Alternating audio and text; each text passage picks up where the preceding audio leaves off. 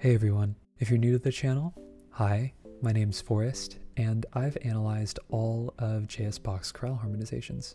Thanks for checking out the video. Quick question, take a look at this excerpt right here. If I told you we were in the key of G major, can you tell me what chord this is? Well, the answer may not be as obvious as the music states. If we're looking at the chord by itself, we can see that 3 of the voices contain quarter notes, while 1 of the voices contains a pair of eighth notes. Following up the first question, if the harmonic rhythm is 1 chord per beat, how do we analyze a chord that has multiple notes over the same beat? One possibility is analyzing one of the notes as a non-chord tone. Non-chord tones typically occur between beats of the harmonic rhythm. So with that being said, let's treat the second eighth note as the non-chord tone here. That leaves us with A minor, which is a perfectly accurate analysis. However, let's experiment for a second. What if we treated the eighth note that occurs on the beat as our non-chord tone? That leaves us with F sharp diminished, which is also a perfectly accurate analysis. So if we assume that the harmonic rhythm is 1 chord per beat, we get to this chord right here and have 2 chords to choose from. How do we choose? Well, maybe we don't have to. It's totally possible Bach is subdividing the harmonic rhythm for a beat. This wouldn't be the first time he does it by a long shot. But what if it's just a coincidence? What if Bach was implying only 1 chord here, and it just so happens that the chord can be analyzed in multiple ways depending on what you view the non-chord tone to be?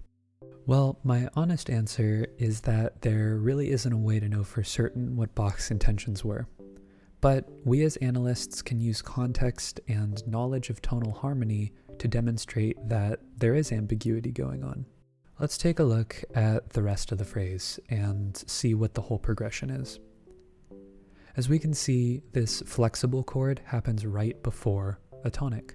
And based on our expectations about where we expect chords to go, if we had to choose between 2 and 7, we would most likely expect 7 to go to a tonic.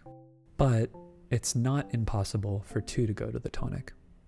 We do see it from time to time, but typically speaking, the chords are inverted. So maybe we can rule out the chord being a 2, or at least 2 by itself.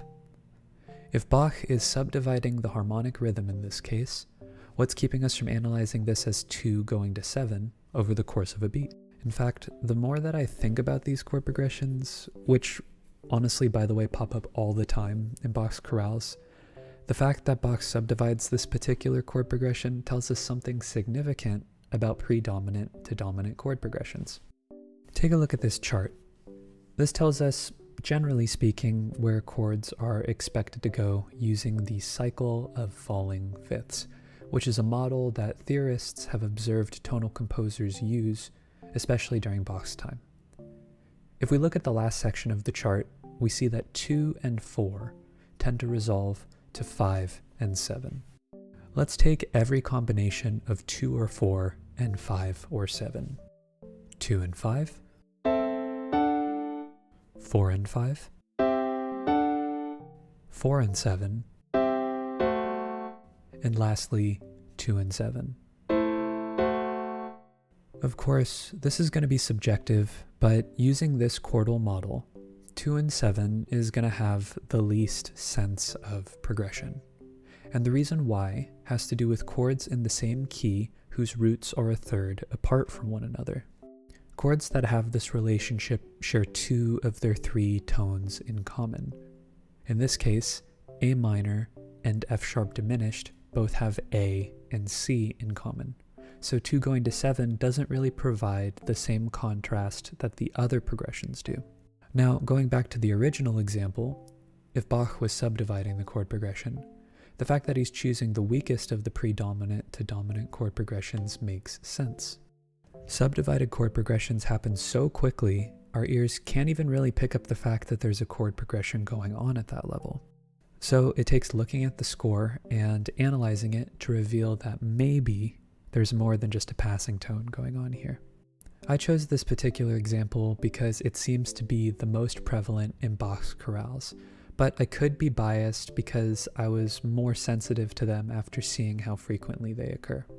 We see subdivided chord progressions all the time in Bach's music, and in fact, we even see predominant to dominant subdivided chord progressions with quite a bit of frequency as well, which kinda undermines the argument I just made. So, with all that being said, which is it? Is it one chord, or is it two chords? Is it a 2-chord, or is it a 7-chord? I think the moral of the story is that it can really be all three. There's no one right answer, and if our analysis is an attempt to get to the bottom of what's going on in the piece, maybe it's best for us to offer all possibilities as exactly that. Possibilities. If you're taking a harmony course and you encounter an ambiguous chord, give all the options. There's no harm in it. And in my opinion, I think offering all the possibilities makes for a stronger analysis anyways. A lot of the times, a harmony curriculum will give examples that leave little to no room for interpretation, so try your best to be flexible, weigh all your options, and most importantly, follow your musical instincts. If you're interested in a particular chorale, or if you want to analyze all of J.S. Bach's chorales alongside me, you can check out all of my analyses on the channel, and make sure to like and subscribe for more Western music theory content. Thanks so much for watching and supporting the channel by doing so, and until next time, I hope you take care.